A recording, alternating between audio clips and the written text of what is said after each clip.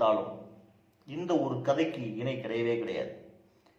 இந்த கதை காலத்தை மிஞ்சி நிற்குது. அப்படி என்ன கதை அப்படின்னா, நமக்கு எல்லாருக்கும் தெரிஞ்ச மகாபாரதம் தான். இந்த மகாபாரத கதை ஏன் காலத்தை மிஞ்சி நிற்குது அப்படின்னா, பல நூற்றாண்டுகளா பல பேர் என்ன பண்ணியிருக்காங்க அப்படின்னா, கொஞ்சம் கொஞ்சமா மெருகேற்றி அதை ஒரு அசைக்க முடியாத இடத்துல வச்சிருக்காங்க.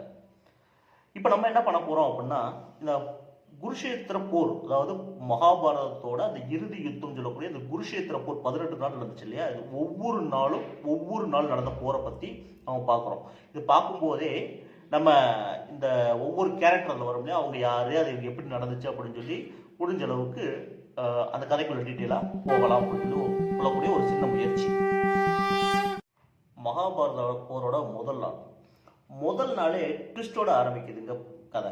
எப்படி அப்படின்னா, மகாபாரத போர்ல பாண்டவர்கள் பக்கம் 7 அக்ரோனி சேனை, கௌரவர்கள் பக்கம் 11 அக்ரோனி சேனை. இப்போ ஒரு கிரிக்கெட் எடுத்துக்கிட்டோம் அப்படின்னா, இங்க 11 பேர் இருக்கணும், இங்க 11 பேர் இருக்கணும், இப்படிதானே இருக்கும்.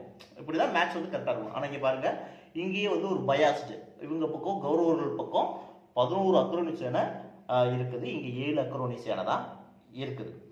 இப்போ பாண்டவர்களுக்கு ஒரு தலைமை இருப்பாங்க, அதே மாதிரி கௌரவர்களுக்கு ஒரு தலைமையா இருப்பாங்க இல்லையா? இப்போ கௌரவர்களுக்கு யார் தலைமையா இருக்குது அப்படின்னு பார்த்தீங்கன்னா, அந்த பீரியட்ல இப்படி ஒரு வீரனை எதிர்த்து நிற்கிறதுக்கு அந்த ராஜ்யத்திலே யாருமே இல்லை, அந்த உலகத்திலே யாருமே இல்லை அப்படின்னு சொல்லி பேர் வாங்க பீஷ்மர். பீஷ்மர் தான் இந்த குரு வம்சத்தோடைய மூத்தவர், ரொம்ப வயசானவர். ஆனா அவரை இன்னைக்கும் எதிர்க்கிறதுக்கு ஆள் யாரும் இல்லை. இவரோட தலைமையில தான் குருஷேத்திர போர் கௌரவர்கள் தலைமையேற்று நிற்கிறாங்க. இந்த பக்கம் பாண்டவர்கள் மூத்தவர் யார் அப்படின்னா யுதிஷ்டிரன், தர்மர்னு சொல்லுவாங்க. இந்த தர்மர் எடுத்த உடனே எங்க வராரு அப்படின்னா, நேர கௌரவர்ல அது படைப்பக்கம் வராரு, நேர பீஷ்மரை நோக்கி போறாரு. பீஷ்மர்கிட்ட போய் நேர காலில் விழுந்துடுறாரு. சரணாகதி அடைஞ்சிட்டாரா அப்படின்னு பார்த்தோம்னா இல்லை. ஏன்னா இந்த பீஷ்மர் தான் இவருக்கும் தாத்தா.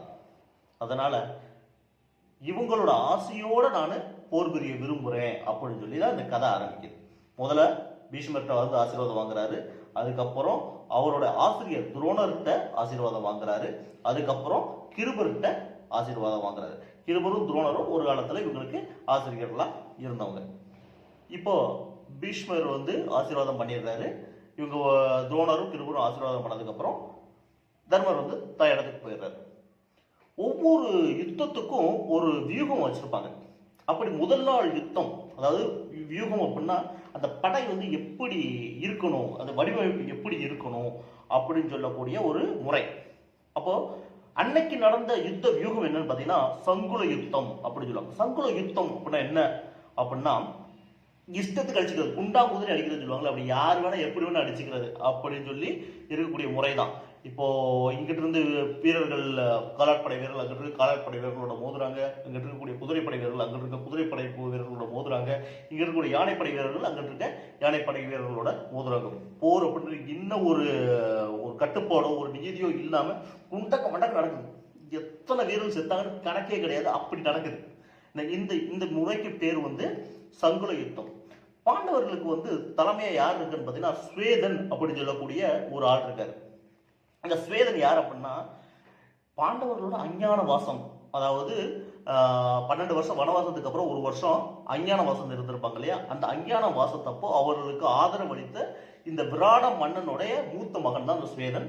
இவங்க தலைமையில தான் முதல் நாள் போரை சந்திக்கிறாங்க பாண்டவ படை. பீஷ்மர் என்ன பண்றாரு அப்படின்னு பார்த்தீங்கன்னா, இந்த ஸ்வேதனை கொன்றுறாரு. பாண்டவர்களுக்கு அதிர்ச்சி. ஏன்னா முதல் நாளே பெரிய விக்கெட் விழுந்துருது. என்ன பண்றதுன்னு தெரியல. எப்பயும் ஒரு மாவீரன் இறந்ததோட போர் முடியும் அப்படின்றது அந்த காலத்து போர் விதி. அதனால அன்னைக்கு போர் அத்துடன் முடிகிறது. ஸோ இன்னைக்கு நம்ம முதல் நாள் போரை பார்த்துருக்கோம். முதல் நாள் போர்ல கௌரவர்கள் கை ஓங்கி இருக்குது. பாண்டவர்கள் அடுத்து என்ன செய்யறது தெரியாம முழிச்சு நிற்கிறாங்க. இப்போ அடுத்த நாள் கதையில நாளைக்கு சந்திப்போம்.